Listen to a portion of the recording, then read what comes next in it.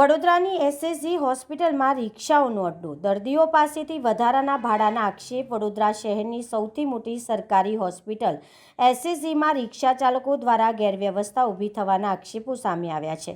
Hospital પરિસરના વિવિધ વિસ્તારોમાં રિક્ષા ઊભી રાખી જાણે અડ્ડો જમાવવામાં આવ્યો હોય તેવી સ્થિતિ સર્જાઈ છે। મળતી માહિતી મુજબ કેટલાક રિક્ષા ચાલકો દર્દીઓ અને તેમના સગા સંબંધી પાસેથી મુસાફરી માટે વધુ ભાડું વસૂલતા હોવાના આક્ષેપો કરવામાં આવી રહ્યા છે, જેના કારણે સામાન્ય લોકોને મુશ્કેલીનો સામનો કરવો પડી રહ્યો છે। ખાસ બાબત એ છે કે હોસ્પિટલમાં પૂરતી સુરક્ષા વ્યવસ્થા હોવા છતાં આ પ્રકારની પ્રવૃત્તિઓ પર અસરકારક નિયંત્રણ જોવા મળતું નથી, જેના કારણે સવાલ ઊભા થઈ રહ્યા છે કે આ રિક્ષાઓ કોને પ્રોત્સાહન આપી રહ્યું છે? આ રિક્ષાઓને કોણ પ્રોત્સાહન આપી રહ્યું છે?